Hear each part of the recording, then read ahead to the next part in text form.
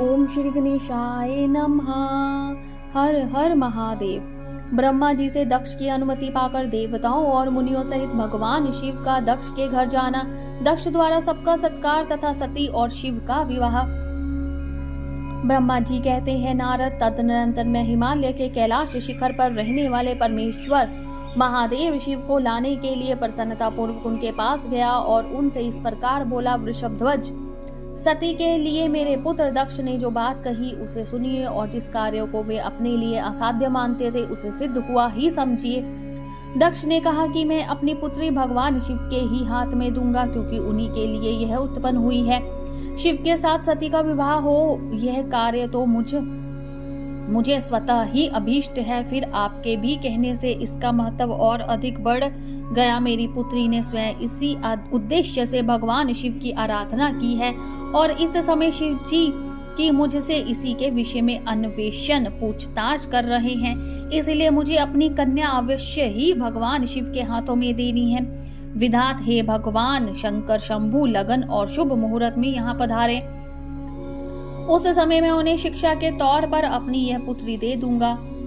वृषभध्वज, मुझसे दक्ष ने ऐसी बात कही है, अतः आप शुभ मुहूर्त में उनके घर चलिए और सती को ले आइए। मुने मेरी ये बात सुनकर भक्त वत्सल्य रुद्र लौकिक गति का आश्रय ले हंसते हुए मुझसे बोले, संसार की सृष्टि करने वाले ब्रह्मा जी, मैं तुम्हारे और नारद के साथ ही दक्ष के घर चलूंगा।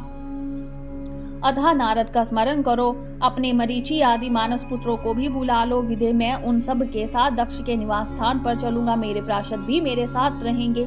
नारद लोकाचार के निर्वाह में लगे हुए भगवान शिव के इस प्रकार आज्ञा देने पर मैंने तुम्हारा और मरीचि आदि पुत्रों का भी स्मरण किया। मेरे याद करते ही तुम्हारे साथ मेरे सभी मानस पुत्र मन में आदर की भावना लिए शीघ्र ही वहां पहुंचे। उस समय तुम सब लोग हर्ष से उत्फुल्ल हो रहे थे।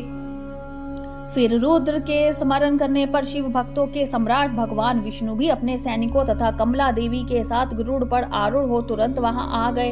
तदनंतर चैत्र मास के शुक्ल पक्ष की त्रयोदशी तिथि में रविवार को पूर्णा फाल्गुनी नक्षत्र में मुझ ब्रह्मा और विष्णु आदि समस्त देवताओं के साथ महेश्वर ने विवाह के लिए यात्रा की। मार्ग में उन देवताओं और ऋषियों के साथ यात्रा करते हुए भगवान शंकर बड़ी शोभा पा रहे थे। वहां जाते हुए देवताओं, मुनियों तथा आनंद मगन मन रहने वाले प्रथम गणों का रास्ते में बड़ा उत्सव हो रहा था। भगवान शिव की इच्छा से वृषभ, व्याघ्र, सर्प, जटा और चंद्रकला आदि सब के सब उनके लिए यथायोग आभूषण बन गए। तदनंतर वेग से चलने वाले बलवान बल्ली वर्द नंदिकेश्वर पर आरूढ़ हुए भगवान जी महादेव जी श्री विष्णु आदि देवताओं को साथ लिए क्षण भर में प्रसन्नता पूर्वक दक्ष के घर जा पहुँचे। वहाँ विनीत चित्त वाले प्रजापति दक्ष समस्त आत्मीय जनों के साथ भगवान शिव की आगवानी के लिए उनके सामने आए। उस समय उनके समस्त अंगों में हर्ष जनित रोमांच हो आया था। स्वयं दक्ष ने अपने द्वार पर आए हुए समस्त देवताओं का सत्कार किया। वे सब लोग सूर्य श्रेष्ठ शिव को बिठाकर उनके पार्श्व भाग में से भी मुनियों के साथ क्रमश बैठ गए। इसके बाद दक्ष ने मुनियों सहित समस्त देवताओं की परिक्रमा की और उन सब के साथ भगवान शिव को घर के भीतर ले आए। उस समय दक्ष के मन में बड़ी प्रसन्नता थी। मैंने सर्वेश्वर शिव को उत्तम आसन देकर स्वयं ही विधि पूर्वक उनका पूजन किया। तत्पश्चात श्री विष्णु का, मेरे ब्राह्मणों का, देवताओं का और समस्त शिवगणों का भी यथोचित विधि से उत्तम भक्ति भाव के साथ पूजन किया। इस तरह पूजनीय पुरुषों तथा अन्य लोगों सहित उन सब का यथोचित आदर सत्कार करके दक्ष ने मेरे मानस पुत्र मरीचि आदि मुनियों के साथ आवश्यक सलाह की। इसके बाद मेरे पुत्र दक्ष ने मुझ पिता से मेरे चरणों में प्रणाम करके प्रसन्नता पूर्व कहा, प्रभु आप ही वैवाहिक कार्य कराए। तब मैं भी हर्ष भरे हृदय से बहुत अच्छा कहकर उठा और वह सारा कार्य कराने लगा।